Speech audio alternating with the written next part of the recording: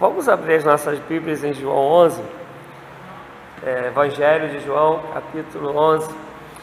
Quase desisti de pregar, né? Mediante tudo que foi dito aqui, quando eu vinha para cá, eu falava: Senhor, eu preciso de uma palavra que venha do Senhor. E vinha um montão de coisas na minha cabeça e eu não sentia. Eu falei assim: eu não quero conhecimento, eu quero que seja uma palavra do Senhor. E veio João 11, mas não é assim aquela dúvida, né? Será que é isso? E aí vocês foram contar um testemunho, então na verdade eu só vou prolongar um pouquinho, estender um pouquinho o que vocês contaram, que não vai ser nada demais. Nós vamos ler versículos salteados até o 17, a partir do 17 a gente vai ler um pouco mais contínuo. Diz assim, versículo 1, capítulo 11 de lá: Estava enfermo certo Lázaro, de Betânia, a aldeia de Maria e de sua irmã Marta. Vamos para o 5 agora, versículo 5. Jesus amava a Marta e a sua irmã e a Lázaro. Versículo 6. Porém, quando ouviu que Lázaro adoecera, ficou ainda 2 dias no lugar onde estava. Pula para o 11 agora, versículo 11. Disse isto e continuou: Nosso amigo Lázaro dorme, mas eu vou despertá-lo. Versículo 14. Então Jesus disse claramente: Lázaro está morto, e me alegro por vossa causa de que lá não estivesse, para que possais crer, mas vamos ter com ele. Agora do 17 em diante. Quando Jesus chegou, já fazia 4 dias que Lázaro havia sido enterrado. Betânia distava cerca de 15 estádios de Jerusalém, e muitos judeus vindo visitar Marta e Maria para consolá-la. E muitos judeus tinham vindo visitar Marta e Maria para consolá-las acerca do seu irmão. Ouvindo Marta que Jesus vinha, saiu-lhe ao encontro. Maria, porém, ficou em casa. Disse Marta a Jesus: Senhor, se tu estivesses aqui, meu irmão não teria morrido. Mas ainda agora sei que tudo o que pedirdes a Deus, Ele te concederá. Disse Jesus: Teu irmão ressurgirá. Respondeu Marta: Eu sei que ressurgirá na ressurreição no último dia. Disse Jesus: Eu sou a ressurreição e a vida. Quem crê em mim, ainda que esteja morto, viverá.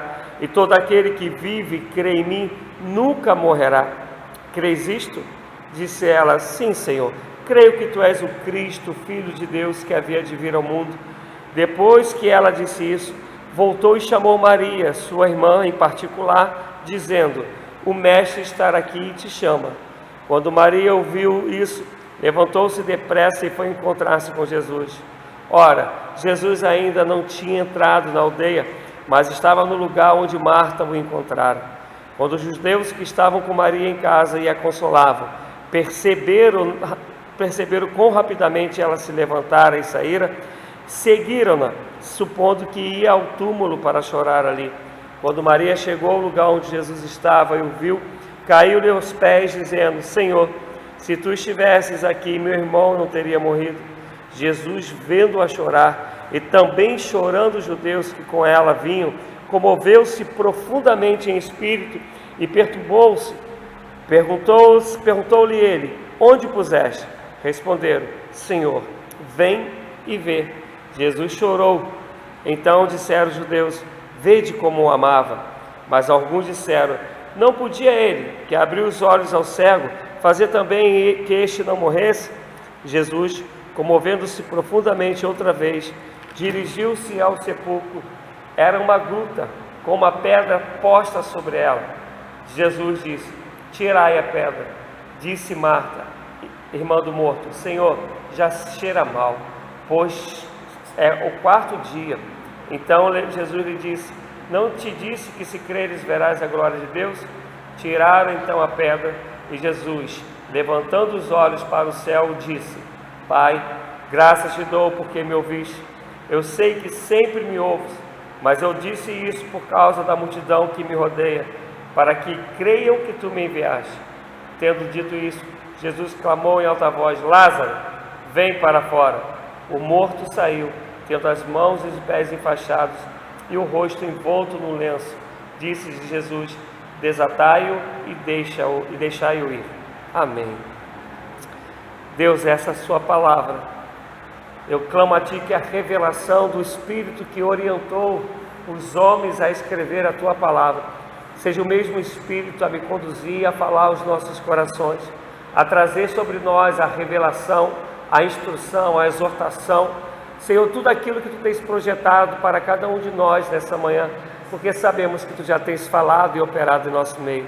Eu peço que assim seja, em nome de Cristo, o autor e consumador da nossa fé. Amém. Podeis tomar assento. Essa passagem é conhecidíssima, né? Embora eu confesso que há muito tempo que eu não ouço alguém pregar sobre ela. Mas o que eu quero falar nessa manhã é aquilo que vocês já disseram aqui. Eu quero falar sobre o tempo. A Angélica, né, ela estava com toda a preocupação na hora que ela dava o testemunho para dizer que ela prefere mais as bênçãos espirituais. E eu costumo crer, Angélica, que quando a gente busca aquilo que é espiritual, cumpre-se o que Jesus falou em Mateus 6: buscar em primeiro lugar o reino dos céus e a sua justiça, e todas as demais coisas vos serão acrescentadas. À medida que a gente busca ao Senhor, e a gente, né, nesse momento a gente fala que é espiritual, Deus ele dá aquilo que é material. E eu costumo dizer que quando o material chega, porque nós nos entregamos a Deus, até o material ele é espiritual, porque ele é consequência da nossa caminhada com Deus. Agora o problema é quando a gente inverte. A gente quer buscar o que é material, dizendo que se o material acontecer, a gente vai ter uma vida de busca espiritual. E Deus não funciona assim, porque Deus é Espírito. Mas quando nós nos achegamos a Ele, diz Tiago, né? Nós nos achegamos a Ele, Ele se achega a nós também. A gente vê aqui uma situação que é ímpar na Bíblia, porque é uma família, a única família que fala que Jesus tinha intimidade. A gente não vê, a gente sabe que Jesus curou a sogra de Pedro, e até dizem que Pedro negou Jesus 3 vezes por causa disso, né? Porque ele curou a sogra, né? Então, Jesus curou a sogra de Pedro, Jesus ele comia na casa dos outros, mas o único momento que a gente vê falando sobre família, né? O momento que Jesus vai almoçar na casa dessa família, e uma está sentada aos pés para aprender, mas Marta está fadigada, querendo arrumar a casa. Era uma família de amizade, era uma família do dia a dia. Padeiro, acho que parou aqui já no automático ali. Acho que já é ponto final dele aqui, né? A gente sabe que era uma família que ele tinha muito cuidado, e ele estava longe, cerca de 2 dias, do lugar onde Lázaro vivia, estava enfermo. Chega a notícia para ele que Lázaro estava enfermo, e aí é uma conversa dele com os discípulos, que Jesus não se apressa aí. Jesus ainda fica mais um tempo lá depois de ter a notícia, e ele fala para os discípulos: olha, essa enfermidade ela não é para a morte, mas é para a glória do Pai. E Jesus fala essas coisas e há uma dificuldade do povo entender, até porque depois Lázaro morre, e morre de verdade. E Jesus volta, nesse retorno dele para a casa dos amigos para ver Lázaro, ele já antes de chegar ele fala: olha, Lázaro está morto. E ele fala: agradeço ao Pai que assim aconteceu, ele morreu, a gente vai chegar com ele morto, para que quando a glória de Deus se manifestar, vocês creiam no Senhor. Ele volta e tem um encontro da irmã, né, com ele, e a irmã fala: eu sei que se ele estivesse aqui, isso não teria acontecido, e o Senhor há de ressuscitar naquele grande dia. Mas a preocupação era que ele estivesse vivo agora. E vem a outra irmã e conta a mesma história para ele: se o Senhor estivesse aqui, ele não teria morrido. Mas a gente sabe que naquele grande dia ele vai ressuscitar. E a gente encontra um momento do eu ia fazer uma brincadeira, mas não deu certo, do menor versículo da Bíblia, né? Jesus chorou. É o menor versículo que a gente tem, mas é o maior versículo no sentido de profundidade, de amizade, de compaixão, de misericórdia, porque é o único momento que fala que Jesus chora de fato por uma causa. Um exemplo, quando ele vai falar de Jerusalém, ele fala, né, que há quanto tempo a compaixão de Deus foi manifesta sobre Jerusalém, o desejo que o povo se arrependesse, que Deus havia enviado os profetas. Há uma compaixão de Jesus, mas não fala que Jesus chorou.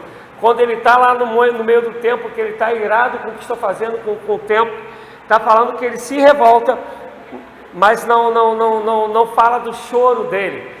A gente vai encontrar inúmeras maneiras que Jesus é movido de compaixão, como no momento que ele encontra o jovem rico e fala que Jesus o amou, mas não fala sobre choro. Esse é o menor, mas ao mesmo tempo é o maior versículo no sentido de Jesus expressar o seu amor, o seu carinho por alguém, por uma família.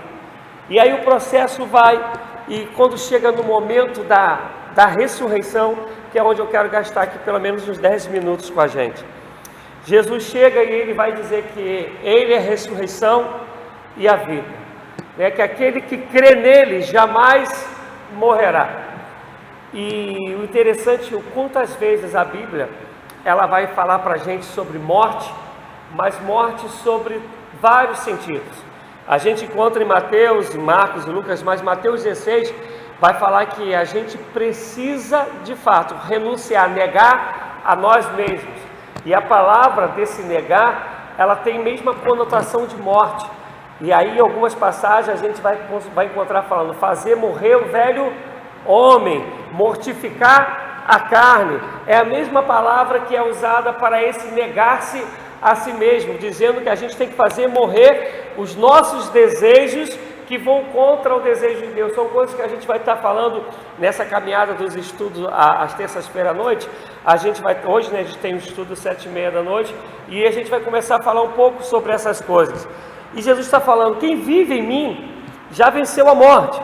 É o que a gente vai encontrar também em Romanos 8, ou 1 Coríntios 8, acho que é 1 Coríntios 8, vai dizer que onde está a morte, a sua vitória, onde está a morte, o seu aguilhão. Mas Jesus está falando, viver em mim é saber que já passou dessa morte para a vida eterna. Todavia, toda uma comoção pela vida de Lázaro. E aí Jesus chega no momento de ressuscitar Lázaro. Quando ele vai ressuscitar Lázaro, a fala da irmã, mas Jesus, já são 4 dias. O nosso corpo, com 4 dias, nossas unhas já começaram a soltar no nosso corpo, com 4 dias de morto. Nossa barriga, ela incha, e internamente acontece uma explosão, que é para liberação dos gases. É esse, Fernando? Não, sabia não?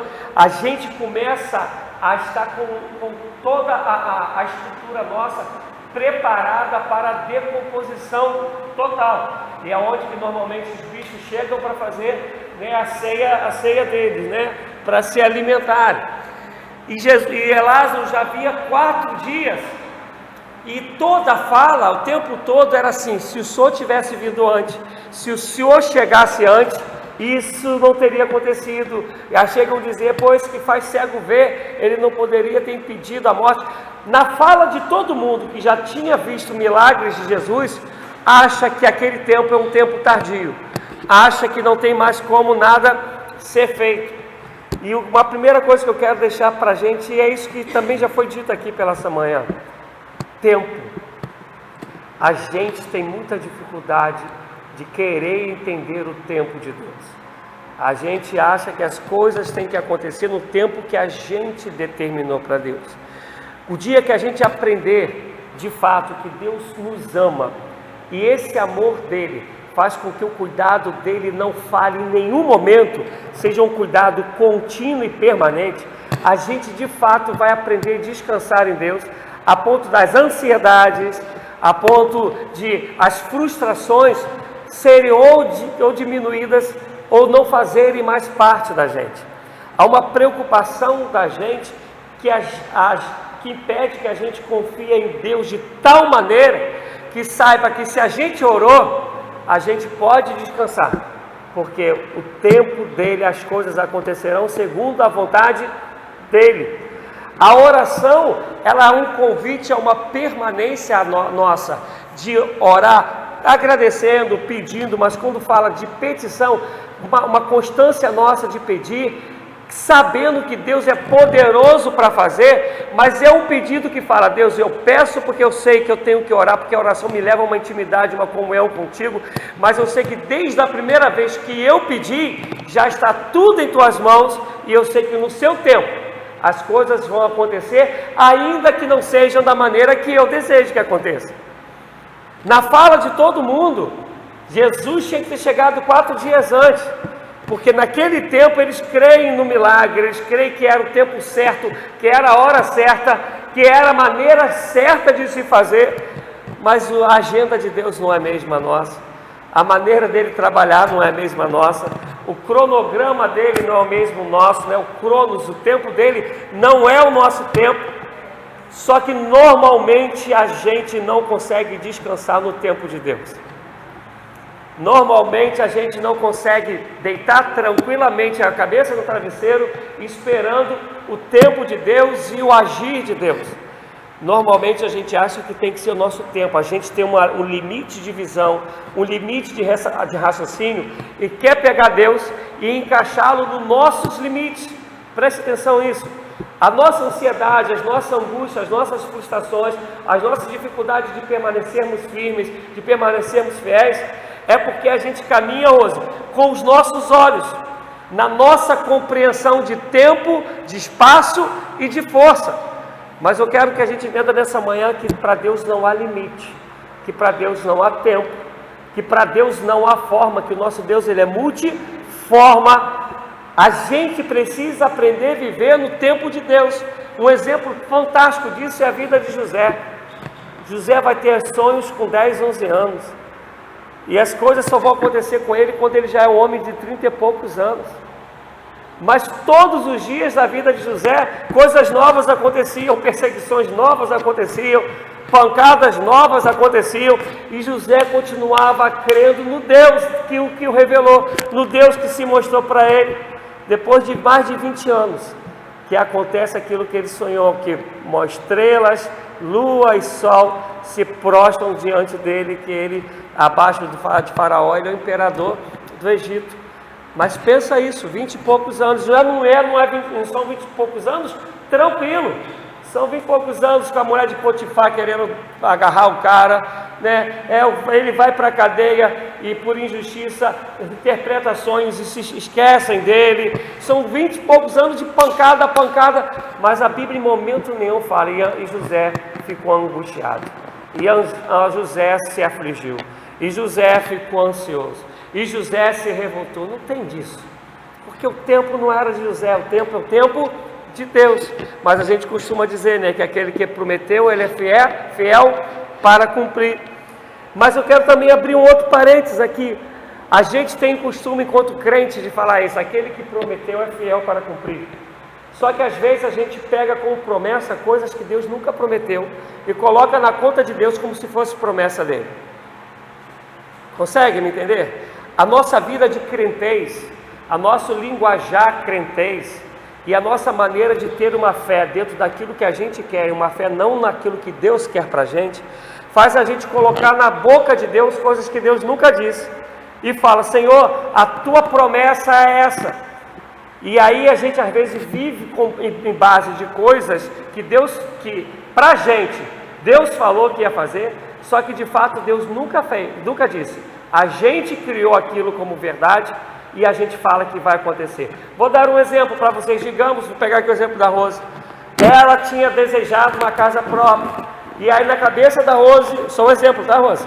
Ela colocou: não, Deus falou que os filhos dele não vão passar vergonha, que os filhos dele vão ser isso. Deus vai me dar a casa porque a palavra dele, a promessa dele. Sem Deus nunca ter dito. Ela que foi pegando versículos, foi pegando o contexto e falou: Deus falou. E aí vive com base naquilo, crendo, e começa a reclamar com Deus, o tempo está passando e não chega, vai botando todas as culpas em Deus, por viver uma história que Deus nunca falou que era verdade. Estou falando mentira, gente? A gente não faz isso? A gente já não viveu muito dessas coisas? Por quê?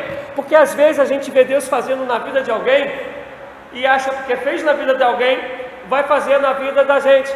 Mas Deus tem um propósito, um plano para cada um de nós. A vida de Pedro não foi a mesma vida de Paulo, foi? E Deus chamou Pedro muito antes de ter chamado Paulo. A vida deles dois não foi semelhante à de Filipe, que não foi igual a de Wesley, que não foi igual a de Lutero, que não foi igual a de William Tyndale, que não foi igual a de Moody. Tudo homens que marcaram a história, mas que viveram vidas diferentes segundo o propósito de Deus. Já pensou se eles olhassem e falassem assim: olha, eu quero que a minha vida seja igual a dele, porque eu sou fez na vida dele, só vai fazer na minha. Não, a gente precisa compreender que Deus cuida da gente, faz tudo a nosso favor, segundo o propósito que Ele tem para cada um de nós, naquilo que Ele nos projetou. Amém, amados? E aí, elas estão lá, elas sabem que Deus faz milagre. Todo mundo que está indo no encontro de Jesus está falando: Jesus, se o Senhor tivesse chegado antes, se o Senhor tivesse pego o Uber mais rápido, isso não tinha acontecido, né? Mas agora já são 4 dias. E aí, Jesus faz uma outra coisa que me ensina muito. Eles chegam para os homens, né, e dizem: tirai a pedra. Segundo os estudiosos, nunca pesava menos de 1 tonelada, nunca, as pedras que ficavam em frente ao cemitério, no sepulcro, justamente para as pessoas não irem lá, né, e ultrajar, roubar, né, como a gente vê que hoje em dia acontece às vezes aí no cemitério. Então tinha que ser mais de um homem para conseguir rolar aquela pedra. E o interessante, tanto é que algumas pessoas que querem defender que o corpo de Jesus foi roubado e na verdade ele nunca ressuscitou, aí quando as pessoas vão responder, essas pessoas falam assim: caramba, o cara tinha que ser muito bom, porque tomando conta do sepulcro onde Jesus estava, rolar uma pedra que pesasse mais de 1 tonelada, os guardas não virem nem ouvirem, os caras têm que ser muito ninja mesmo para fazer esse negócio. E aí Jesus tem uma pedra lá. Eu pergunto a vocês: o Jesus que vai ressuscitar um morto de 4 dias, ele não tem poder para tirar a pedra? Por que ele não falou: pedra, saia, Lázaro, faz igual um ghost, passa aí por isso daí, sai do outro lado? Mas ele fala para os homens: tirai a pedra. Sabe o que eu aprendo, amado, com isso? Aquilo que é para Deus fazer, Deus vai fazer. Ressuscitar morto, ele é bom pra caramba, ele é profissional disso. Mas aquilo que é para a gente fazer, Deus ele não vai meter a mão para fazer. O homem pode tirar a pedra, ainda que vá fazer esforço, ainda que tenha que chamar outros para ajudarem, mas isso cabe ao homem, você faz. Agora ressuscitar, deixa com Deus, que Ele é bom nesse negócio. Muitas das vezes a gente quer coisas nas nossas vidas, a gente quer milagre nas nossas vidas, a gente quer mudança nas nossas vidas, mas que a gente só ora. Não falando que orar seja algo pequeno, né? Mas a gente ora, mas não age. A gente ora, mas não faz a nossa parte. A gente quer cruzar os braços depois de orar e falar: Senhor, estou esperando. Deus vai fazer um milagre. Vou pegar um exemplo de que a Solange contou, né? Ela entregou o currículo. Mas tem gente que ora a Deus pedindo um trabalho, mas não acorda de manhã para entregar um currículo, não vai para uma filinha para esperar lá a vez dele. A gente quer milagre. A gente quer que o nosso marido mude, né? Falando no caso de vocês mulheres, né? Quer que o marido mude, mas a gente não quer mudar para ser a transformação na vida do marido, e o inverso também é verdadeiro. A gente quer filhos dóceis, educados, mas às vezes a gente não os trata com doçura, com educação, não dá atenção devida. Então às vezes a gente quer milagre que a gente mesmo não quer fazer. Eu vou defender aqui uma bandeira pastoral, né? Isso eu uma vez pregando, eu falei no ano passado sobre isso. O interessante é que o pastor ele chega numa igreja e são inúmeras pessoas com costumes diferentes, com dificuldades diferentes, com pensamentos diferentes, com vidas sociais diferentes, com dores e angústias diferentes. E o pastor tem que conseguir, com a graça de Deus, entender todos, atender a todos, ter uma palavra que consiga alcançar a todos, e todos querem que o pastor seja esse. Mas raramente a gente chega, por favor, estou falando de maneira geral, tá? Raramente as pessoas como membros chegam: eu quero ser a melhor ovelha que esse pastor pode ter, eu quero ser o melhor ajudador que esse pastor pode ter. Normalmente a gente quer orar e quer um milagre que vem em nosso favor, mas a gente não quer ser o próprio instrumento para que o milagre aconteça. E eu vejo Jesus, que já tinha chorado, estava cheio de compaixão por Lázaro e pelas irmãs Marta e Maria, e ele olha com a pedra, né? Jesus que fala: vento, aquieta-te, mar, acalma. Primeiro milagre que Jesus opera é em João 2. Ele chega numa festa e o vinho acaba. Ele pega águas onde o pessoal lavava as mãos, água suja, impura, e fala, dentro do barril onde o pessoal lavava as mãos, e fala, ó, pode encher d'água que eu vou fazer, isso é o melhor vinho que vocês já beberam. Porque era o costume da época, era o seguinte, né? Primeiro bota o melhor vinho, depois que todo mundo está chapado já, tu vai dar o pior vinho, que o pessoal não vai distinguir mais o gosto de cada um. Quando Jesus transforma água em vinho, lá o mestre lá do lugar fala, vai, primeira vez que eu estou trabalhando num lugar que o melhor vinho é servido depois. O pessoal já estava acostumado com Jesus fazer coisas tremendas, miraculosas, mas na cabeça dele já está tarde, porque 4 dias, as coisas já está a unha soltando, o cabelo já está caindo, barriga já inchou, e aí Jesus fala, faz a tua parte, tira a pedra.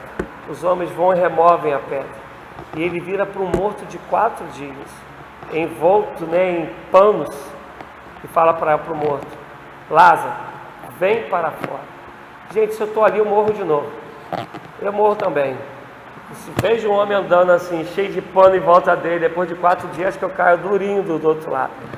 E a coisa linda é quando ele ressuscita a Lázaro depois de 4 dias, que para muita gente já não tinha mais como um milagre acontecer. Eu te digo, amado, enquanto a gente respira, Deus continua sendo Deus e é tempo do milagre acontecer. Se Ele quiser, pode ter 4 dias de morto que Ele ressuscita, o coração pode estar duro igual uma pedra que Ele a quebranta. Né, a gente pode olhar, está a maior rebeldia do mundo, Ele manifesta a paz dEle. Deus é Deus poderoso e Ele tem o tempo dEle, a maneira dEle agir. O que cabe a gente é crer que o justo viverá pela fé. Se ele recuar, minha alma não tem prazer dele, diz a palavra do Senhor. E aí Lázaro vem, ele fala, ó, ressuscitou, venceu a morte, mas ainda precisa de ajuda.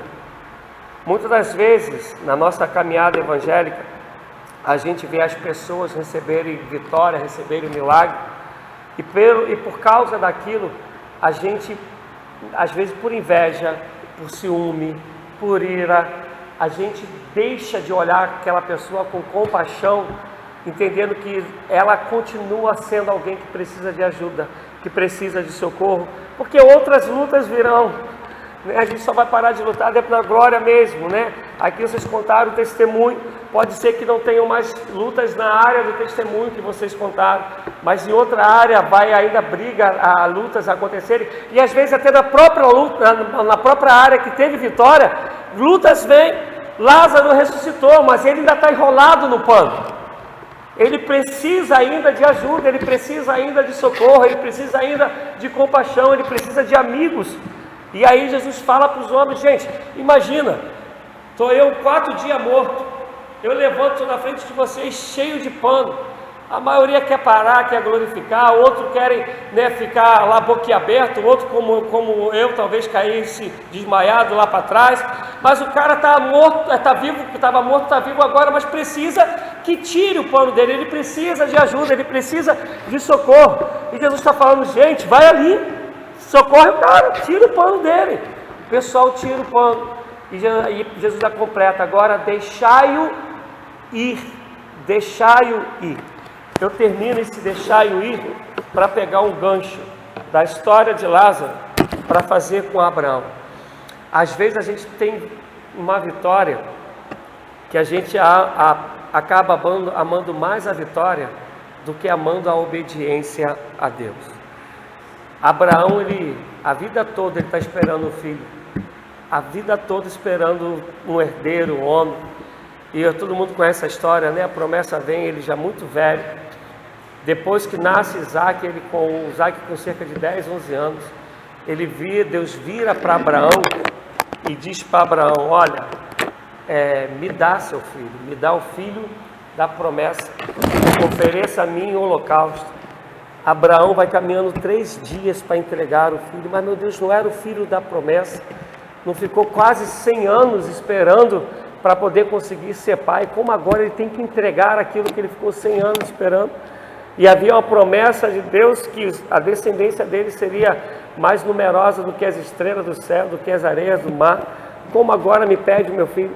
Não tem esse questionamento na vida de Abraão, não tem essa preocupação, ele sabe que é Deus que está pedindo, que é o Deus que deu, e como falou Jó, né? Deus me deu, Deus tirou, bendito seja o nome do Senhor. Às vezes Deus nos dá bênçãos, e é bênção de Deus mesmo, mas por causa do nosso coração, aquilo se torna pedra de tropeço, aquilo se torna maldição.